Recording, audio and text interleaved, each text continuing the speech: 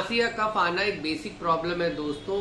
खांसी की एक वैरायटी होती है जिसे हम लोग एलर्जिक कफ बोलते हैं, जहां पेशेंट को अचानक से खांसी शुरू होती है और इतनी ज्यादा कफ या इतनी ज्यादा खांसी आती है कि पेशेंट के खांसते खांसते आंख से कभी कभी आंसू आने लगता है, सीने में दर्द होने लगता है, पूरी बॉडी हिलने लगती है, इतनी ज्यादा कफ आने लगती है। स्पेशली ड्राई कफ अगर इस तरह की हो रही है दोस्तों, तो ऑस्मियम नाम की दवा है, 30 पोटेंसी में होम्योपैथिक मेडिसिन है।